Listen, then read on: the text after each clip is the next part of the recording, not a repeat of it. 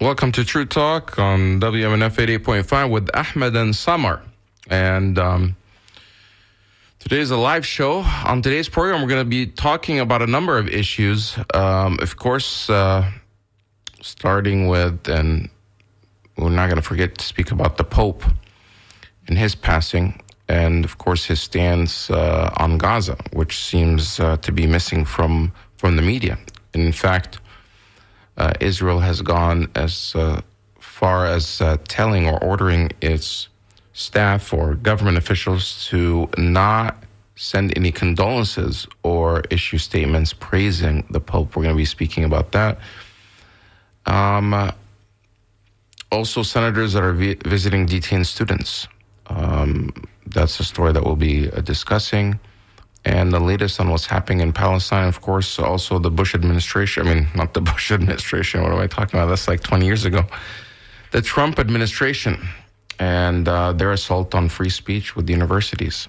So Samar and I will be right back. This is True Talk on WMNF.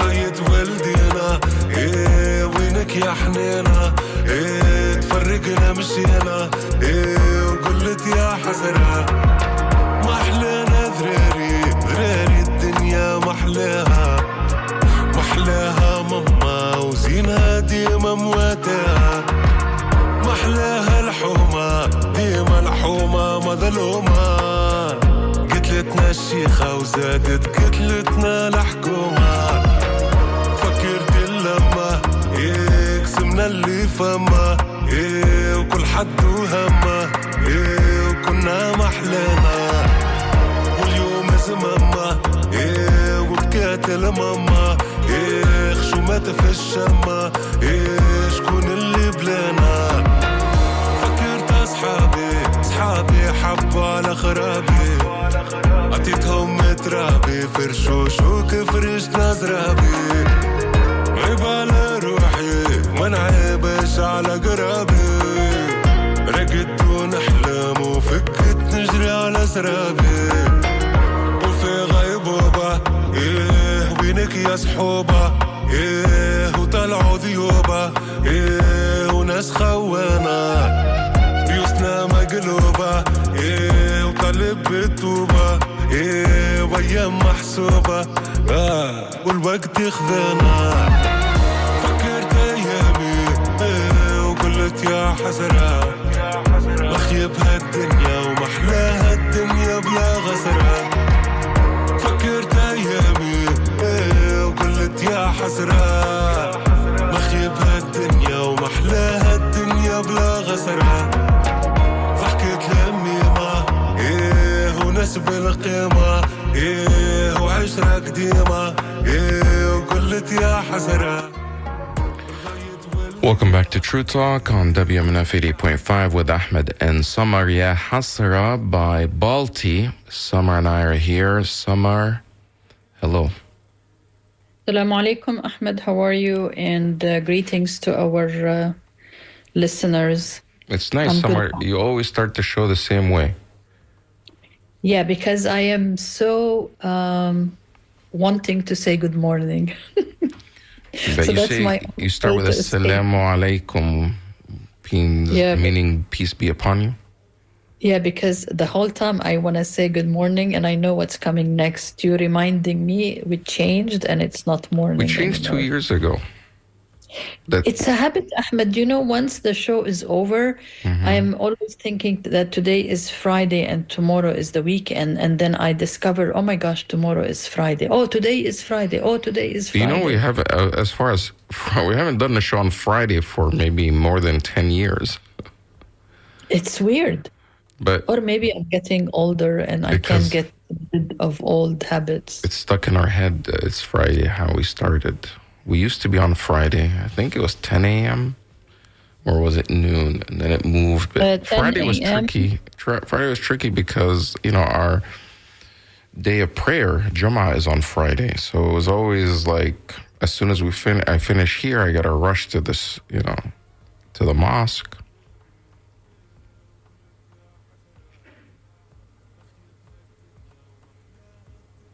For the congregational prayer. So we went from 10 a.m., then I think 9, which was very, very difficult for me because I have to drive 2 hours to be at the station. There was a 9 a.m.? I don't even remember 9. Yeah, I think there was, at a time, there was a 9 a.m. But then we switched to Thursday, so... Okay, well, let's get into our show today. Things we're going to talk about, basically, Mahmoud Khalil, who's basically become a symbol of the Trump administration's crackdown on student protesters at college universities. He's a graduate student, or former graduate student from Columbia University. He's a green card holder. He was basically kidnapped in broad daylight and shipped off to Louisiana, and where they were trying to deport him from there. A judge has stopped that. I'm not sure. I thought he's supposed to be brought back to New Jersey, but so far he hasn't. His wife just delivered the baby because she was pregnant, and they requested some sort of humanitarian request to allow him to be released, to be, there when she gives birth. Because at the end of the day, he's not a criminal. The government is not saying that he broke any crimes. They just are saying they're revoking his green card, or trying to, because his presence somehow compromises national security, because his views or the things that he was advocating for is in contrast or contradicts American foreign policy. Similar situation for Ms. Öztürk, who is a Turkish student on a visa, and she was also picked up from Massachusetts. Now, a group of senators went to visit them, to check on them. Members of Congress, these are Democratic members of Congress that are going and went and visited these students at ICE detention centers. The PBS NewsHour actually did a story about them, and I want to just play, a little bit of that, and then you and I can talk about it, if you don't mind. Yeah, please go ahead. Meantime, think here they're talking to Senator Ed Markey in particular, because like you said, 3 of them went. So it would be here are interesting. the names of the lawmakers. Troy Carter of Louisiana, Benny Thompson of Mississippi, Jim McGovern, and Ayanna Pressley of Massachusetts, and also Senator Edward Markey of Massachusetts was also there. But this discussion is with Ed Markey. Democratic members of Congress traveled to Louisiana yesterday to visit foreign students Mahmoud Khalil and Rumeysa Öztürk in a pair of federal detention facilities, as both face potential removal from the U.S. Video captured agents last month apprehending Öztürk, a Turkish national with a valid F1 student visa, near her home outside Boston. Khalil is a former Columbia University graduate student who was also arrested by ICE officials. The Trump administration maintains they're each a threat to national security for their activism against the Israeli war with Hamas in Gaza. Massachusetts Senator Ed Markey was part of that visit and joins us now. Thanks for being with us, sir. So Trump officials say Rumeysa Öztürk's visa was revoked because she allegedly engaged in activities supporting Hamas. She's a PhD student at a university in your state. What's your understanding of why she was detained and targeted for deportation? Well, the only public statement which has been made is that she wrote an op-ed in the Tufts University undergraduate newspaper about her views on a resolution that had passed in the Tufts government, undergraduate government. So that's the accusation against her, that she exercised her free speech to be able to have an opinion on an action that was taken by the student government at Tufts University. That's protected under the First Amendment of the United States, freedom of speech, freedom of the press. And beyond that, there have been no accusations. There's been no evidence of a crime. They haven't even alleged a crime, and yet they whisked her off of the streets of Somerville, Massachusetts, where Tufts University is located, moved her to Vermont, and then to Atlanta, and then to a remote part of Louisiana, where Congressman Jim McGovern and Congresswoman Ayanna Pressley and I visited her yesterday. And thus far, they have presented, from the government's perspective, no evidence that in any way could be constituted as a crime. And that is a violation of the Fifth Amendment of the United States. That is the protection under due process to have the evidence presented against you. And they have not done that either. For 4 weeks, she's been in prison. No charge of a crime, no evidence presented against her. And yet she sits there in prison wearing an orange jumpsuit without any accusation that has been publicly made by the Trump administration. Trying to find the most conservative Circuit Court of Appeals in the United States, which is the Fifth Circuit, which is where Louisiana is located. And so to the extent to which they've moved Ramesa 1,500 miles away from Somerville, and then 100 miles further out from the New Orleans airport, they seek to distance her from her family, from her friends, from her attorneys, from any support system that could be provided to her. And it's all a part of a pattern, which, by the way, is the same thing that they did to Mahmoud Khalil, who is also in prison down in Louisiana in one of these facilities, and we visited him as well. And I would say that she obviously had a terrifying experience where 6 undercover law enforcement officers swept her up and into a vehicle, put handcuffs on her, and then as she was being transported, ultimately she was in chains as she was arriving in Louisiana. No charges made against her, despite all of that, and despite her asthma attacks that keep recurring in prison, despite the less than ideal conditions in these prisons, the lack of easily accessible medical care or nutrition, or even extra blankets at night if it's too cold. She still has an indomitable spirit, and it was just a privilege to be able to meet with her. This makes me so upset to hear about this PhD student who is basically, studying to be a scholar, and just swept up and treated like as if she's, part of ISIS or some sort of MS-13 criminal gang, put into chains, orange jumpsuit. She didn't commit a single crime. Even the op-ed that was published, she co-signed it. Other people were on there. Her only crime is that she said she doesn't agree with the student government resolution that was passed. I mean, this is the United States. It's not, North Korea. You can't have an opinion. This is just maddening. And the fact that she's still in prison, and somehow Americans, and some Americans are either confused or justifying it, that somehow they deserve this. They're part of Hamas. They're doing Hamas's bidding. They're radical. There's nothing radical about opposing a genocidal war that's killing children in Gaza. That doesn't mean you're with Hamas. That just means you're against the killing of children.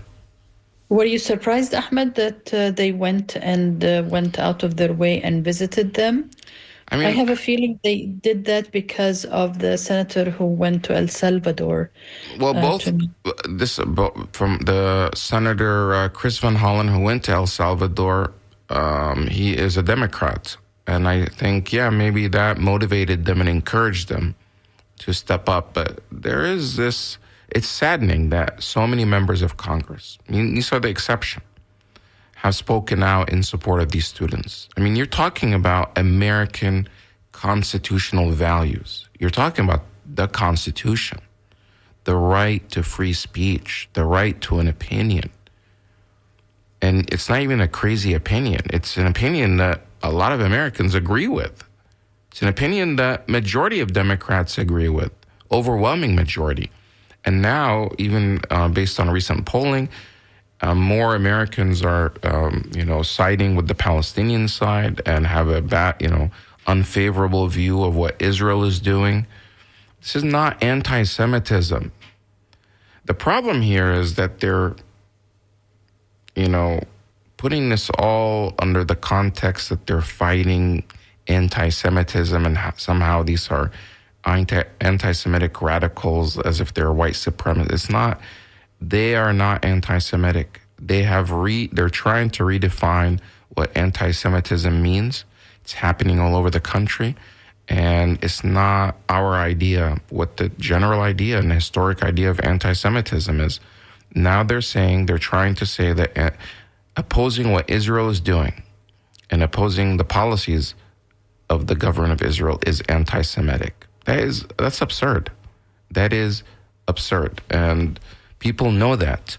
However, government officials, very few of them are speaking out. So I'm surprised it took them this long. More of these politicians, they need to go there. They need to visit these students and to make a stand, not for the students, but for our Constitution. If you allow this to happen to them, it's going to start happening to other students on other issues, and not even just foreign students.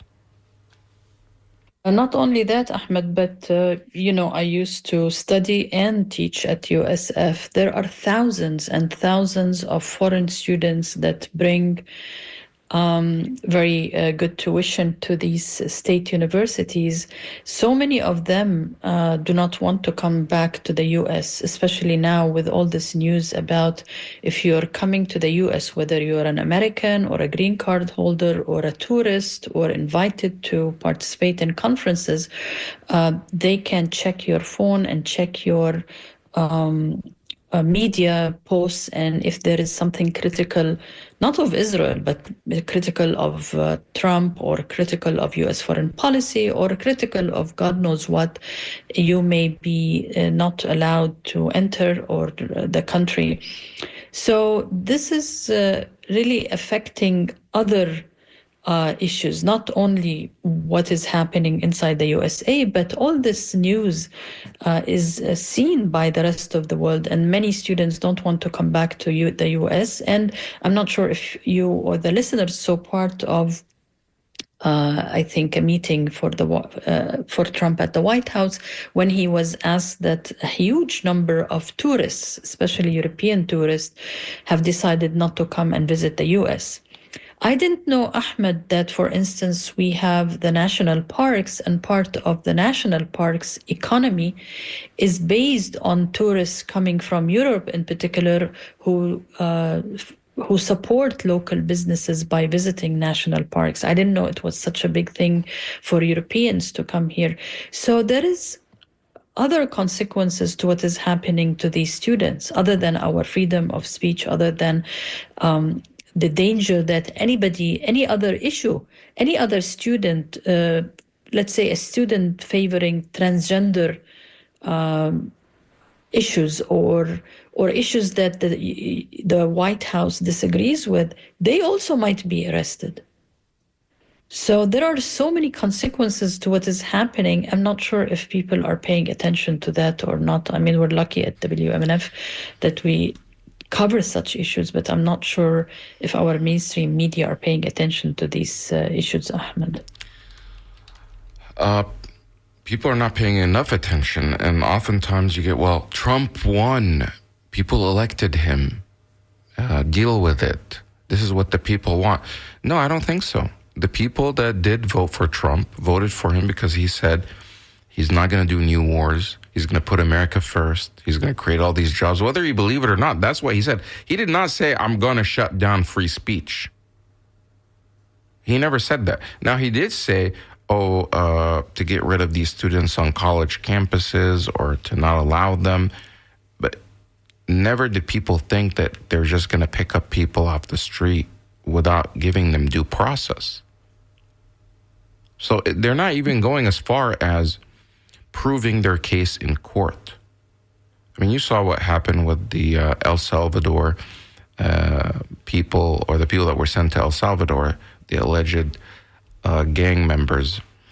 And, I heard this report, and I read this report in the New York Times, and that basically says that the way they identified who is, to be picked up or not and to be shipped off was by some sort of point system. And the point system that law enforcement, DHS, is using is basically to identify who is and who's not. And if you get 8 points, then you can be picked up. Some of the things that they included in the point system is if your social media includes any photos with known gang members, if you're in a photo with them. So let's say you're at a barbecue and there's, a gang member, allegedly, and you're in a photo with them. That is, you get, I forgot how many points, maybe 2 or 4 points, maybe 2 points. If you live or lived in a household that had a known gang member. Which again, that's guilt by association. For example, if you live with a cousin in America and the cousin goes out and commits a crime, they don't come and arrest you as well. You're not responsible for their crime. That's not America. And the other thing is tattoos. Tattoos was a big thing. You get 4 points if you have certain tattoos. And the tattoos don't have to say MS-13, which is the name of this gang. It could be certain tattoos. So if you have a lot of tattoos, that's already a red flag. And the other one is if you dress in certain type of hip hop outfits or urban wear. It's not very clear what kind of urban wear, especially urban wear that has sports athletes that are originally from El Salvador or Chile. It's really bizarre. It's not like they have to go and find real evidence, like you committed a crime, they tapped your phone, they showed you, No, if you reach 8 points, there's like a variety of them. If you get, it's like a point system. And then if you get to the 8 point, okay, they pick you up, ship you off to Texas, and right away try to put you on an airplane and send you off. Now, of course, if you're going by that point system, you're going to make some mistakes. And it seems like more than half, a lot of the people that were shipped off to El Salvador have nothing to do with gangs. They're just innocent people. Maybe they entered the country illegally, or even if they entered legally, they entered because Biden has some sort of program that you can seek asylum and you report to the border and they let you in temporarily until your case is being. So actually, you entered legally, and then they're just being picked up and shipped off. One of them is somebody that has a completely innocent person that Chris Van Hollen went out and visited, and a judge ruled that he needs to be returned, and the American government saying, no, we're not able to. So the problem is, even if they make a mistake, if you're just caught up, if they come to your house or you're basically shopping at Publix next week, Samar, and God forbid they come and suspect that you're, here illegally, they just grab you, you have no way to prove otherwise, and they ship you off to Louisiana and then deport you to some country, and then you're not able to get back because, sorry, so it's not reversible and there's no appeal. So the problem is, here in this country, if you're accused of a crime, you have to have your day in court. They have to prove the case against you. And they're not doing any of that. They're saying, no, we don't need to do that. And that's ridiculous. And that's what they're trying to do with these students. And like you said, it's affecting people even coming into the country. It's even affecting American citizens. Some American citizens, I'm sure you've seen this, Samar, are receiving emails from DHS saying you have 7 days to leave the country. Of course, they know it's likely a mistake, but what if they act on it? Have you seen some of those? Yes, I have seen, and I have actually seen that there was one who is a lawyer, and from her name, you know that she is probably of Italian descent and, born in the USA, and saying, what are you talking about? I'm an American and I have no relationship to the Arab or Muslim world. But Ahmed, there is something very disturbing. I'm not sure if I sent it to you. And I'm not sure if it was 2 or 3 days ago, but it's from NPR on Instagram. And it says, it's breaking news, and I'm going to read it, Ahmed. because this is really very disturbing. The quote, U.S. says it will start monitoring immigrant social media for anti-Semitism. U.S. Citizenship and Immigration Services announced it will begin screening immigrants' social media for evidence of anti-Semitic activity as grounds for denying immigration benefit requests. Oh my God. I mean, again, vague language, like you said, when you were talking about the gangs and the point system. What is anti-Semitic? Like if I put an image of a Palestinian baby being cut into pieces and plastered all over a tree. For instance, this was an image on Instagram, and it was waived for being so sensitive. I mean, what does that mean? Does that mean if I have an appointment with the immigration services, I'm going to be arrested? Actually, they did that for Mahdawi. He was going, a Palestinian also, I'm not sure if he's a PhD candidate, Ahmed, in Vermont. He's living in Vermont. And he went to his immigration interview to get the citizenship, and he was arrested. Yeah. And I think his rep from the Congress in Vermont visited him. So, okay, let's say this is important. How many people are they going to take from the immigration services, which is really in need of workforce? How many are they going to recruit in order to sit and go through Facebook and Instagram and TikTok to figure out who should be given, who should be monitored, who should be kicked out? I thought they want to save money. Right. No, they want to save money until it comes to these kind of things where it's, catching and silencing anyone who dares to speak out. But, now they have AI tools to scan for these things. And you see how that works for Meta, Facebook, when they let AI tools delete posts and things. They always get it wrong. So many things that are not anti-Semitic. When you think, anti-Semitism is when there's, you are specifically targeting people because of their ethnicity, because they're Jewish. You're denying them access to banking, to housing, to jobs. That's anti-Semitism. You're carrying out a hate crime against a synagogue. You're attacking somebody physically because of their ethnicity or background, and that is unacceptable. It's evil. It's a form of racism. And of course, we all have to combat it, just like we combat anti-black racism or Islamophobia or other things. But that's not what's happening here. People have to wake up.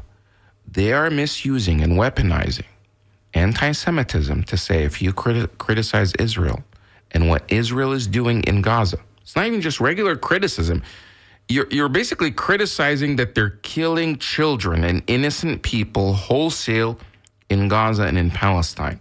That is now anti-Semitic. Somehow that is now Hamas. Somehow that is now supporting terrorism. I mean, in what dystopian world do we live in? It's just like, that's crazy.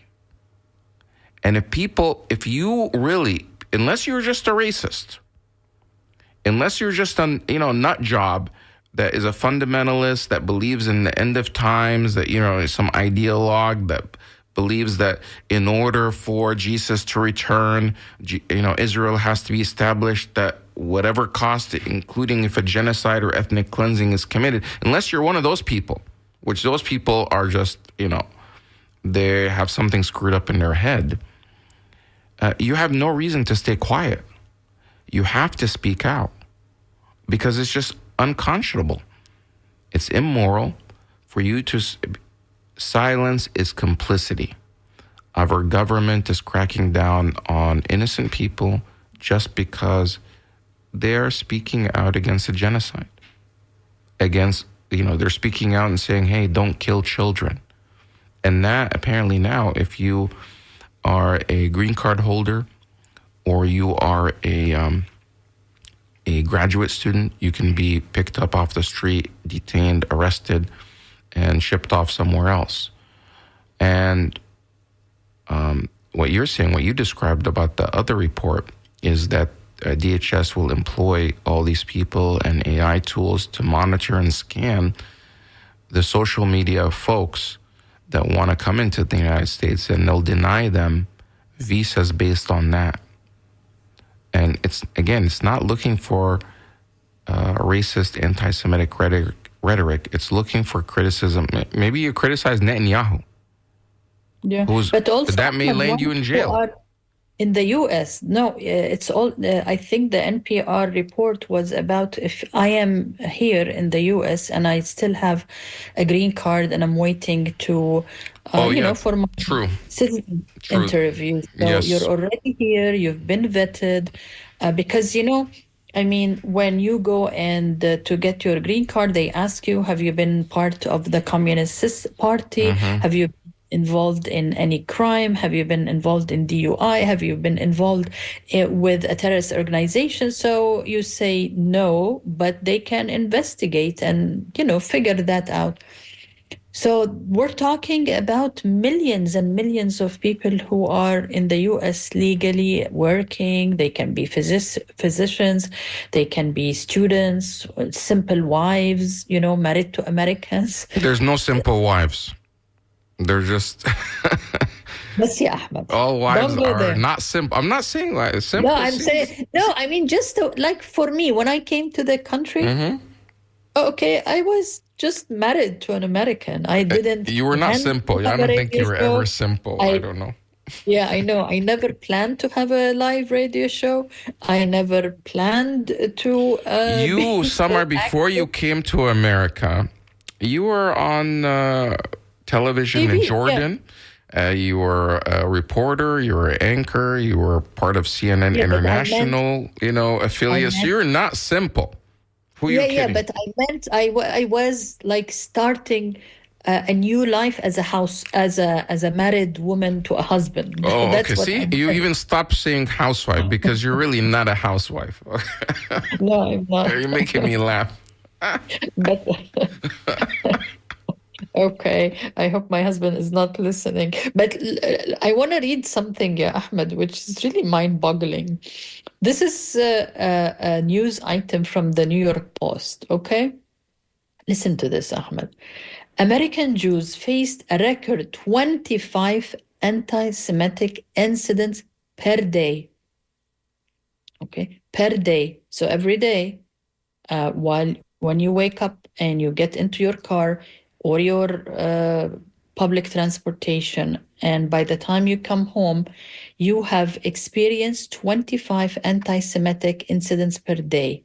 Last year, more than one per hour, with most related to hatred of Israel. This is a startling report. I'm reading from the New York Post. Can you read the beginning again? Okay, let me read it, and this is a quote. American Jews faced a record 25 anti-Semitic incidents per day last year, more than one per hour, with most related to hatred of Israel. Startling report. Right, but let me just decode that. It doesn't mean every single Jewish person got 25 per day. It just means collectively, nationwide, there were 25.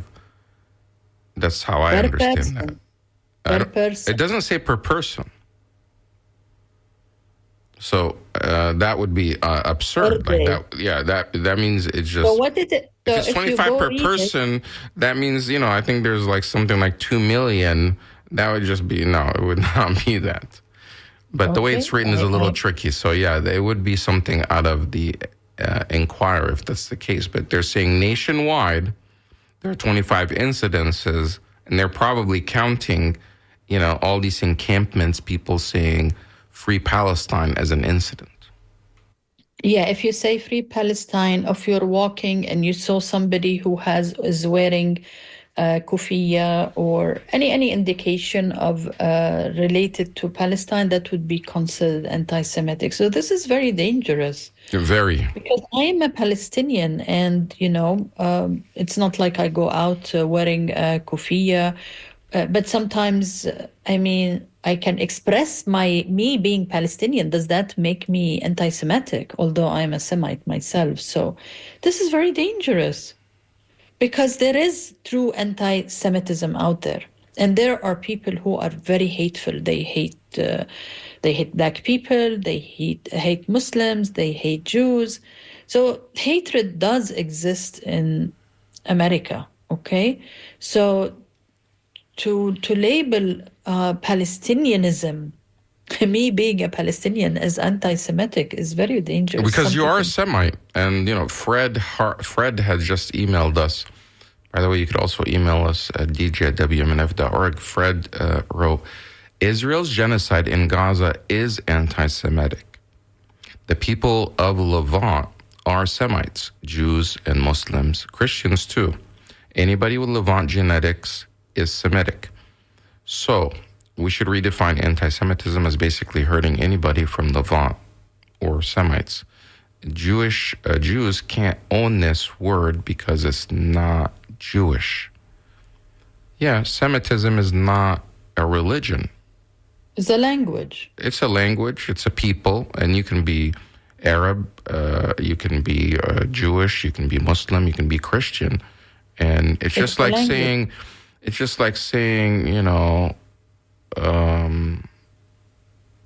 I don't know, only people from Nigeria, can face anti-black racism when there's so many blacks from so many other nations, or saying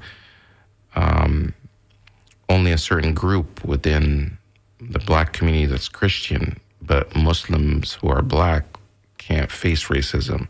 So yeah, good point, Fred. Ahmed, I'm looking now at Wikipedia, so we are, telling what the definition of Semitic. Semitic is a language. So you could be Afro-Asiatic, from the Afro-Asiatic language family. They are Arabic, so you and I, Amharic, and that's, I think, what's spoken in parts of Ethiopia, Tigrinya, Aramaic, Hebrew, and Maltese from Malta. So this includes 330 million people across much of West Asia, North Africa, Horn of Africa, Malta, and immigrant and expatriate communities in North America, Europe, Australia, and some members of where? Yeah, so if because you and I are in America, so this includes people in America who are Semitic. You know who's not Semitic is Benjamin Netanyahu and the government. Exactly. The leadership of the government of Israel, they're not Semites. They are white Europeans. Their ethnicity or their background is Ashkenazi. They call them Ashkenazi Jewish people. And I don't know, they're probably going to say what I'm saying now is somehow anti-Semitic, but these are facts. They changed their names to sound more Semites, but Benjamin Netanyahu is not his name to begin with. What was his name, Samar? Benjamin Netanyahu. Benjamin, he even calls himself Benjamin. This is a Semite name to make it Hebrew. Benjamin Netanyahu is born...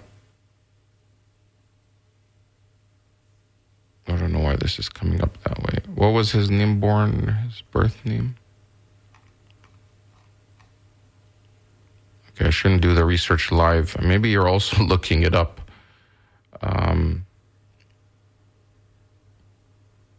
Anyway, so many of these individuals are not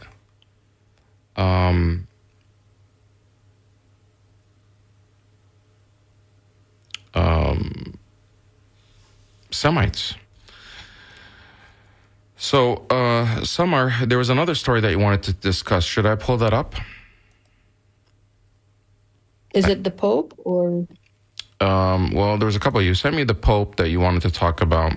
And by the way, but there is the American Trump supporter who was stopped when he was coming from Canada. Yeah. Okay, I have that. Let me play that right now. He's actually a lawyer, and this is what happened to this lawyer.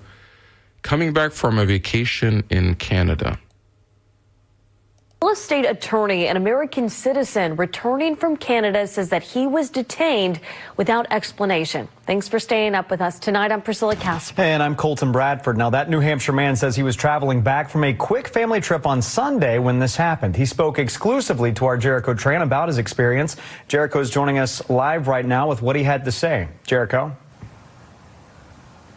Yeah, well, Bashir Attallah tells me that he has been a U.S. citizen for over 10 years. But on Sunday, he tells me he was not treated like a citizen at all when U.S. Customs and Border Patrol agents detained him and his wife for several hours with no explanation, all while Bashir was experiencing a medical emergency.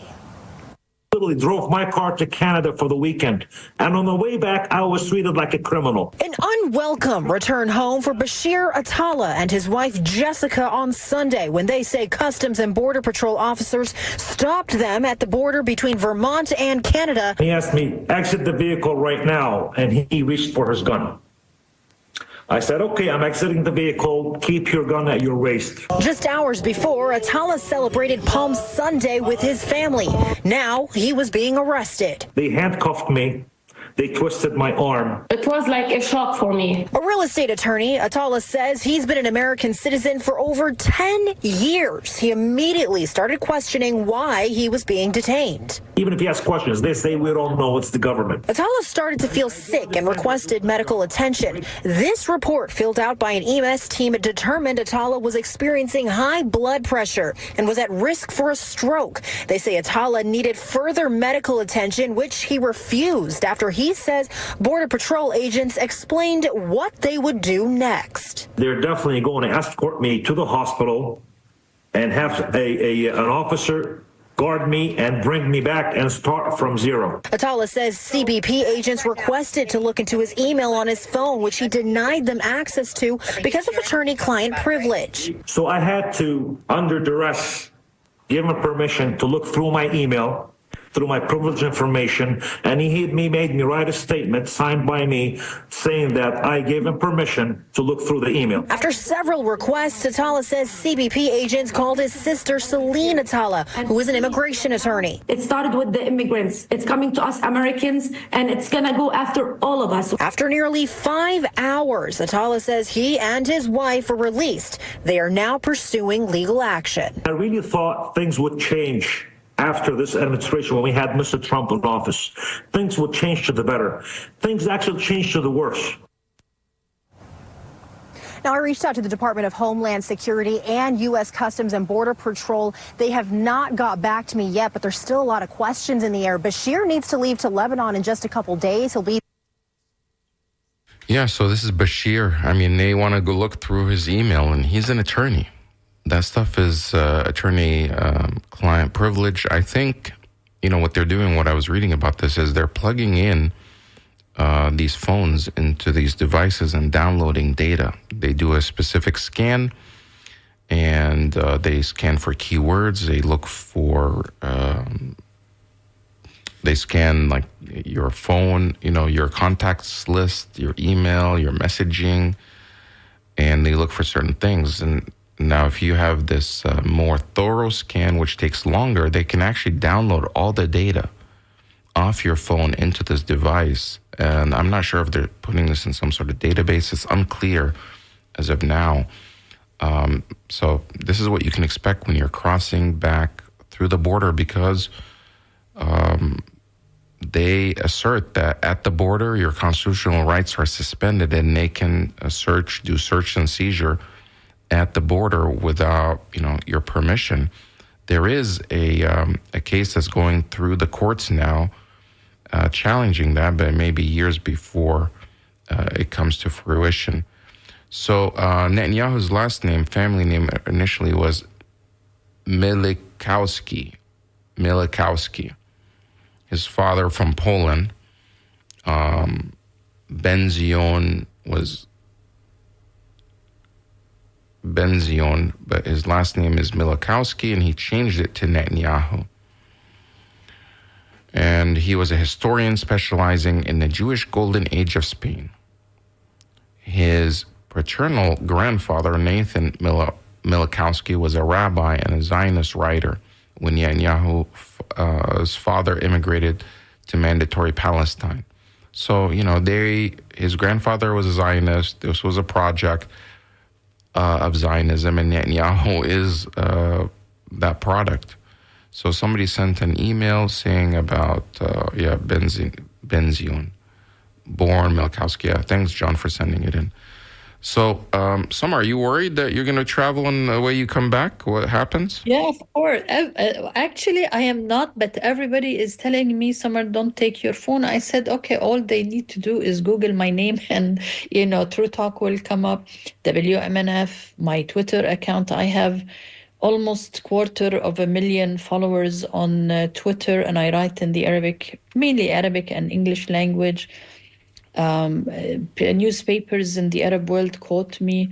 So I used to think that traveling to the Arab world was problematic. I never thought that coming back to America is going to be problematic. And everybody's telling me to buy a cheaper phone, and I don't want to do that. I don't want to. So what are you going to do, Samar? Tell us now on the air, or are you going to keep it a secret? Do what? When they arrest me, I want WMNF to be having shows about me. And when you get a phone call, who are you going to call? I will call you. No, honestly, I will call you because you're the only one who knows what to do. I'm the only one who will answer. I hope I will call you if they allow me. I need to memorize your number. Yeah, that would be a good point. With having these electronic gadgets. Yeah, because I don't even know my husband's number. Wow. Yeah, that's the problem. So one thing that you should do is write the list of emergency numbers like on a small business card and keep that in your pocket. Don't even keep it in your purse. Keep it in your pocket. And by the way, another tip, if you're carrying your phone, is keep your phone on your body. Don't put it in your purse. Because when they go... Yeah. Because when they go to search your bags, they search your bags. But when they want to search your pockets, it's a different level. Because some of them are asserting, saying, no. There was one guy, I think he was at the airport, and he wanted to take his bag. He wanted to search. It was not related to this. He was trying to accuse him. It was like a DEA agent. Apparently, there's this other thing going on where DEA agents will board planes or meet people at the gate on domestic flights. We're not even talking international. And ask them if they're carrying money and try to confiscate money. It does happen internationally. This rule that you shouldn't travel or you can't travel outside. $10,000, I think. Yeah, across borders with more than $10,000 unless you declare it. And if you don't declare it, they can actually seize it. So, but some of that apparently is happening within the United States, trying to say, people are smuggling money from state to state, and they seize the money. And I was watching this one story. A DEA agent kept saying that he wants to inspect the backpack, which had already gone through TSA and all of that, and it went through. But this DEA agent was waiting at the gate, and he refused to let him, look through the bag. And he boarded the plane anyway. And then he went on the plane, and he went to get him. He said, "I don't need you. I need the bag. You're not detained, but your bag is."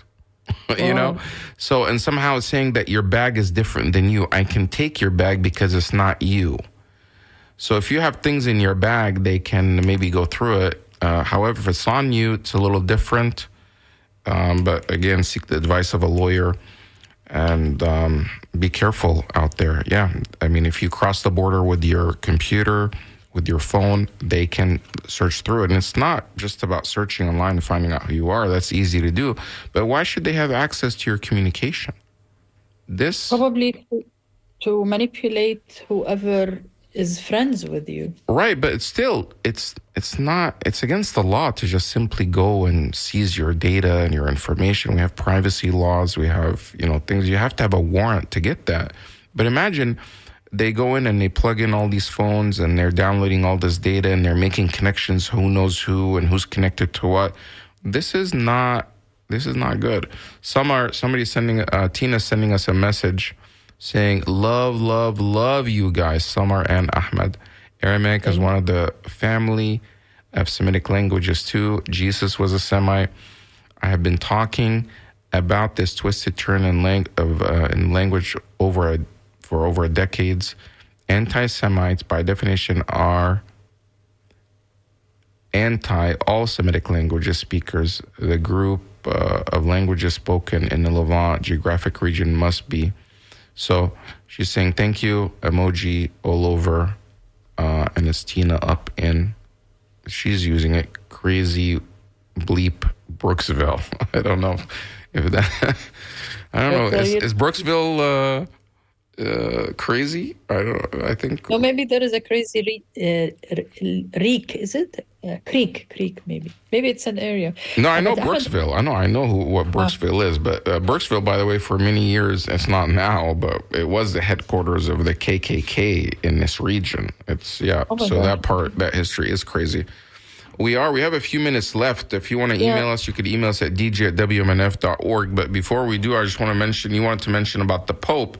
The Pope, and there is a short video if you can play. But what's interesting, Ahmed, is that in the obituaries, there is a total omission of his stand on Gaza, the ceasefire, and that the fact that he was calling the parish in Gaza every single day. Yeah, he was doing a video call with them and asking them, have you eaten? What did you eat? And he's talking to them daily. I mean, that was really remarkable. I don't know if you can play it, if you can find it, but there is total omission from the obituaries in our mainstream media from his relationship to Gaza and to Palestine and to ceasefire, asking for ceasefire and asking to stop what is going on. And I'm not, if you have the segment to play, Ahmed would be I'm trying to play it. Let's see if it plays.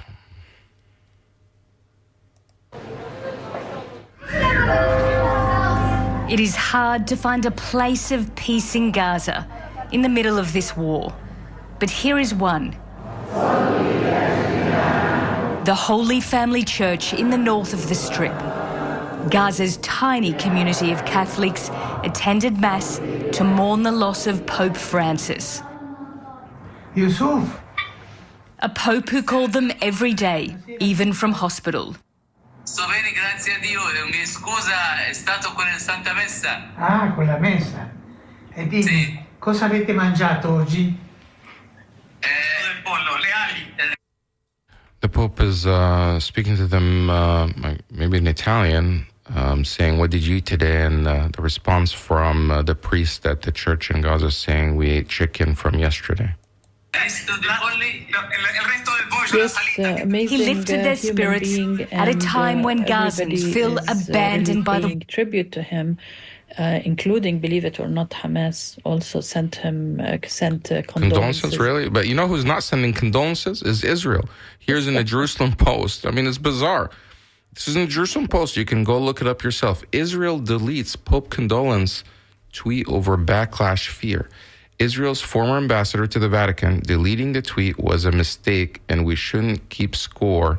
However, the Israeli government put out some sort of memo ordering all of its officials not to send condolences to this Pope. And what is his crime? He was advocating for peace and saying, end the suffering and the bombing of the Palestinians. And he's bringing awareness to it. And like you said, Samar, they're basically deleting and removing that, omitting it completely from all the obituaries. And that was the main issue that he was advocating for before his death. Ironically, one of the last people he met with privately was J.D. Vance, who went to visit him. And we saw all those images. Only a few hours later, the Pope died on, I guess it would be Easter Monday, after Sunday. So, Samar, we're out of time. This has been True Talk on WMNF 88.5. Do you have any plans for this weekend? Not really, Ahmed. I'm still fixing my house from the hurricane. Nobody's going to believe that, but I am. Yeah, I don't believe it. It's been like 5 I'm going to years. send you a picture. I knew you were going to say that. I'm going to send you a picture. Well, what are you working on still? Now painting and outside the house because of after changing the roof. Okay, it's taking too long to explain because we'll get an update on this house. Hopefully, it will be done this year. WMNF Tampa, have a great weekend, everyone. The Scoop is next.